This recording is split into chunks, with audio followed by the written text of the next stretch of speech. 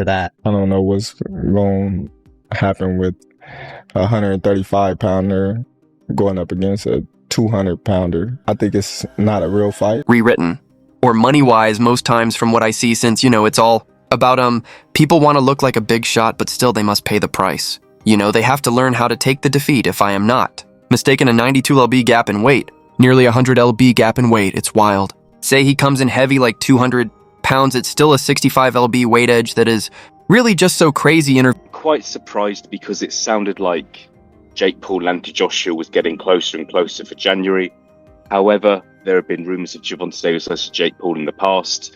I think with Gervonta Davis's kind of legal problems in the last month or so and rumours about his retirement, I don't think it's a massive shock that he is taking this Jake Paul fight if it is going to go ahead, purely for the reason that it's a lot of money for maybe not the most difficult job that he's going to have in his career. So it's a strange one, but yeah, it's just another kind of day in the sport, really, isn't it? Rewritten. Mike Tyson has not held back at all on Jake. Paul's new bold claim of beating Gervonta Tank Davis, the heavy hitter known for his raw honesty and savage power, ripped Jake apart.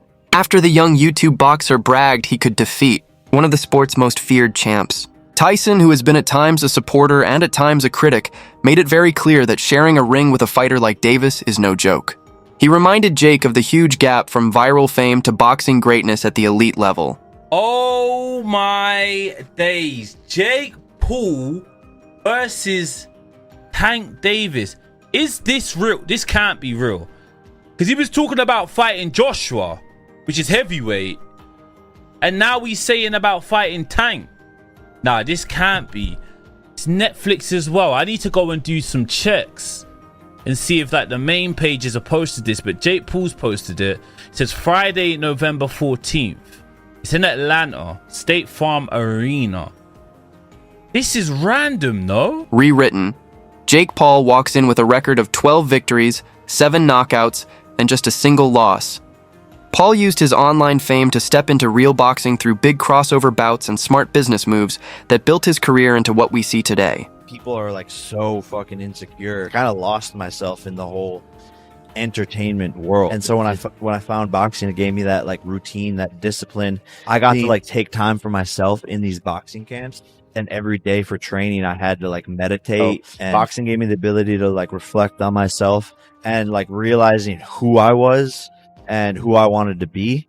And that helped me mature. You get addicted to that validation from others. And that's something that I realized that I had to face. And why do so many people want clout? I'm not good enough. I need followers. I need likes. It's driving a lot of our generation because they're working so hard to get this external validation. Rewritten. Gervonta Davis stays unbeaten with 30 wins, 1 draw, and many highlight KOs. He owns the WBA lightweight world title, but that belt will not be risked in the fight as the weight gap is far too big. This one is being billed as exhibition, so rounds. Weight checks and commission rules are more relaxed and can be bent based on which group agrees to sanction the show. 25 is at the next year. I'm out of it. After our second fight. You're out of it? Yeah. Care to elaborate on that? Out of the sport. After our second fight. Nah, no, I'm gonna win, bro. Nah, I could tell you my fights. Who do you think will win between Jake Paul and Gervonta? But I don't know. It should be Gervonta, right? But the weight size and everything, we'll see. It's a fun entertainment. Rewritten. Mike Tyson, who once shared a ring with Jake Paul, has urged a lot of caution as Paul gets ready for a clash with Davis.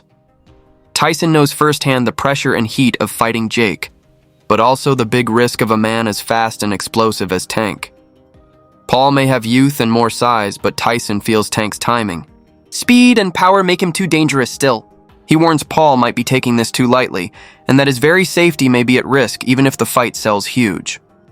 I think Gervonta Davis is probably the greatest fighter around now, but he's got a tough fight coming up. He's the top dog. There's no doubt about it. He showed that. But Barrios, he's a pretty good fighter. Last time I saw him fight, he was pretty durable. Rewritten. Eddie Hearn has voiced deep worries on the Paul versus Gervonta Davis matchup. He says it may be more than spectacle. He warns that the fight may be unfair on weight, safety, and could harm Paul.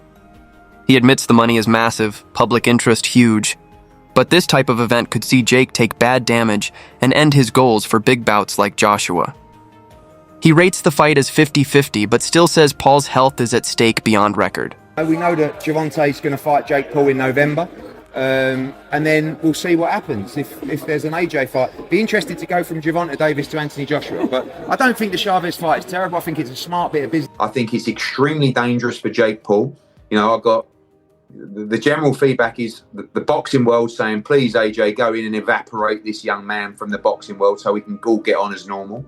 You've got Jake Paul fans thinking bizarrely they can beat Anthony Joshua. And the most bizarre thing out of everything is that Jake Paul genuinely believes he will beat Anthony Joshua. I think that's the only reason we're going to see this fight. But I truly believe you're going to see it at the beginning of 2026. Rewritten. Carl Froch, past super middleweight champ, has voiced strong fears for the Jake Paul versus Gervonta Davis showcase, citing an almost 65 lb weight gap in their clash. Froch says Jake Paul has lately fought close to the cruiser mark, nearly 200 lb, while Davis still boxes down at lightweight near 135 lb. I mean, I don't really take Jake Paul that serious. He can't really box. He can have a little fight, he can have a swing. Swings away, stands up straight, and he throws punches, but it's not professional boxing. Because when I watch him box, he does so much wrong. It's just, everything's wrong. It's so bad. He's got leaky defense. He telegraphs his punches. Like, you put him in with someone his own size, it was a professional, and it's a mismatch. And you'll see that if he ends up fighting somebody. Tommy Fury, bless him, he's a pro boxer, but he's inexperienced. He's got no amateur pedigree. He's a raw novice, or maybe just above the raw novice. I was saying earlier, where would I put him in terms of levels? He'd do well to win a British title. He's at that sort of level. And then from British title to world level, it's like different worlds. It's like totally different. It's like a different sport.